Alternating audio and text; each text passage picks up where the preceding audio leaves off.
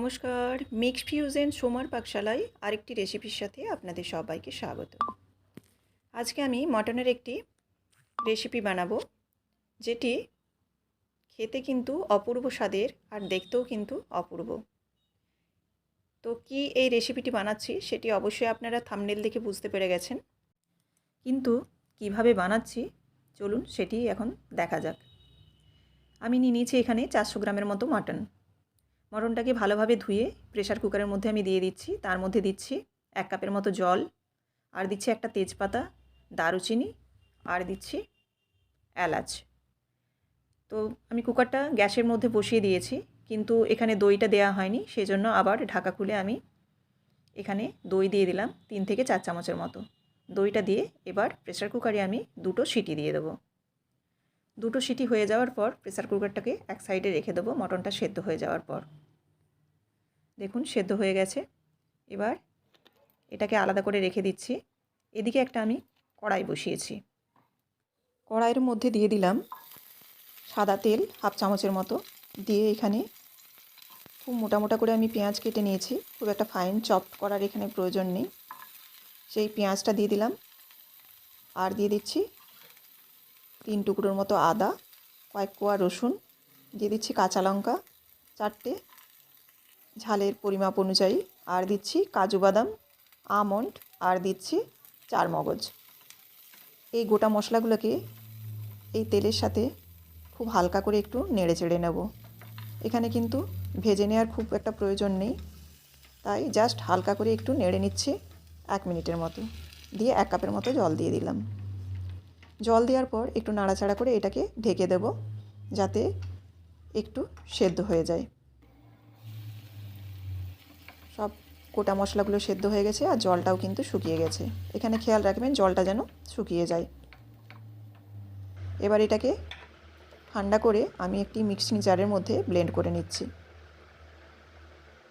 যে আমন্ডগুলো দিয়েছিলাম সেগুলোর খোসাও ছাড়িয়ে নিলাম। এবার স্মুথভাবে পেস্ট বানিয়ে নেব। রেডি হয়ে গেছে পেস্ট। ব্যাস, এবার মোটামুটি রান্না করাটা খুব এবার ইজি হয়ে যাবে, কারণ এদিকে মটনও সেদ্ধ হয়ে গেছে আর ওদিকে মশলাটাও রেডি হয়ে গেছে। এবার কড়াইয়ের মধ্যে দিলাম 2 চামচ ঘি। এখানে চাইলে আপনারা সাদা তেল এবং ঘিয়ের মিশ্রণে রান্নাটি করতে পারেন। আর দিয়ে দিলাম বেটে রাখা যে পেস্ট, সেই পেস্ট দিয়ে দিলাম এখানে। এবার এই মশলাটা দেওয়ার পর একটু নেড়ে চেড়ে কিন্তু কষিয়ে নিতে হবে। একটু জল দিয়ে দিলাম মিক্সির জারটা ধুয়ে। দিয়ে একটু যখন কষানো হয়ে যাবে, প্রায় 2 থেকে 2.5 মিনিটের মতো, তখন এর মধ্যে দিয়ে দেব মাটন। সেদ্ধ করে যে মটনটা রেখেছিলাম সেই মটনটা কিন্তু এর মধ্যে এবার দিয়ে দেব। মটনের মধ্যে যে তেজপাতা এবং দারুচিনি দিয়েছিলাম এগুলো আমি ফেলে দিচ্ছি। তারপর মটনটা এর মধ্যে অ্যাড করছি। এখানে শুধু মটনটাই এখন অ্যাড করব, পরে কিন্তু স্টকটা আমার কাজে লাগবে, সেই স্টকটাও কিন্তু আমি রেখে দিয়েছি। এবার এই মটনটাকেও কিন্তু এই গ্রেভির সাথে একটু নাড়িয়ে চাড়িয়ে হালকা করে কষে নিতে হবে। দেখুন এইভাবেই কিন্তু ধীরে ধীরে কষিয়ে নিচ্ছি। ব্যাস, এটাও কষানো হয়ে গেছে। এবার যে মাটনের স্টকটা রেখেছিলাম সেই স্টকটা কিন্তু এর মধ্যে দিয়ে দেব। পুরো স্টকটাই কিন্তু আমি দিয়ে দিলাম। দিয়ে এবার নাড়াচাড়া করে নেব ভালোভাবে। এবার এর মধ্যে দিচ্ছি গোলমরিচের গুঁড়ো, আর দেব খুব সামান্য চিনি। যেহেতু এখানে হোয়াইট গ্রেভি করব, সেজন্য আমি গোলমরিচের গুঁড়ো ব্যবহার করেছি ঝালের জন্য। তাছাড়াও কাঁচা লঙ্কা দিয়েছিলাম, এবং গোলমরিচটা অনেকটা ভালো ফ্লেভার নিয়ে আসে। এবার ঢাকা দিয়ে দিলাম। ঢাকা দিয়ে গ্রেভিটা যখন একটু ঘন হয়ে আসবে তখন একবার নেড়ে চেড়ে দেবো। দিয়ে এর মধ্যে আমি 1 কাপের মতো দুধ নিয়েছি। দুধ নিয়ে এটার মধ্যে দিয়ে দিলাম দুধের সর, যেটাকে ক্রিম বলা হয়। এবার এটাকে এর মধ্যে দিয়ে দেবো, ক্রিম এবং দুধ দুটোই।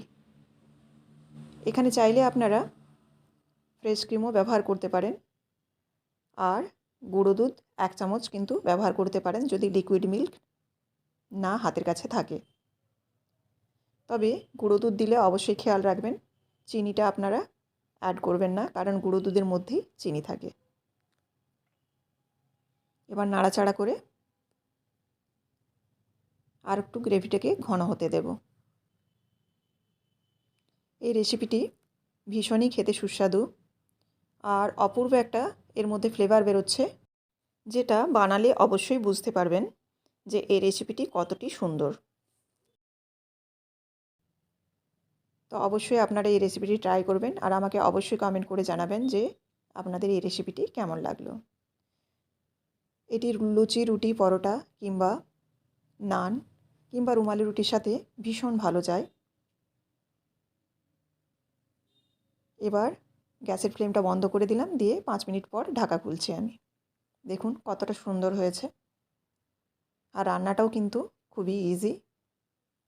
উপর থেকে একটু ধনেপাতা কুচি ছড়িয়ে দিচ্ছি, যাতে এটা একটু দেখতে ভালো লাগে আর ফ্লেভারটাও একটু অন্যরকম হয়। এই রেসিপিটি যদি আপনাদের ভালো লেগে থাকে অবশ্যই লাইক, কমেন্ট এবং শেয়ার করবেন। আর আমার চ্যানেলে যে বন্ধুরা এখনও সাবস্ক্রাইব করে ওঠেননি তাদের কাছে অনুরোধ রইল সাবস্ক্রাইব করে অবশ্যই আমার চ্যানেলের পাশে থাকবেন। এরকমই প্রত্যেক দিন নিত্য নতুন রেসিপি পাওয়ার জন্য অবশ্যই চ্যানেলটিকে সাবস্ক্রাইব করে রাখবেন, যাতে সবার আগে নোটিফিকেশন আপনাদের কাছে পৌঁছে যায়। আমি একটা সার্ভিং বোলের মধ্যে রেডি করে নিচ্ছি। আপনারা যখন কমেন্টের মাধ্যমে জানান যে খুব ভালো হয়েছে রেসিপিটি, তখন সত্যিই আমাদের খুব ভালো লাগে। আমরা এর থেকে কিন্তু অনেক উৎসাহ পাই যে আপনাদের জন্য আরও কী নতুন নতুন রেসিপি উপহার দিতে পারি। আমার রান্নাগুলি আপনাদের কেমন লাগছে অবশ্যই আমাকে কমেন্ট করে জানাবেন। আর এছাড়াও আপনারা আর কী রান্না দেখতে চান অবশ্যই আমাকে কমেন্টের মাধ্যমে জানাতে পারেন। আমি চেষ্টা করব আপনাদের সেই অনুরোধ রাখার। রেডি নবাবী মাটন কোরমা। আবারও দেখা হচ্ছে পরবর্তী একটি রেসিপির সাথে। সবাই ভালো থাকবেন। ধন্যবাদ।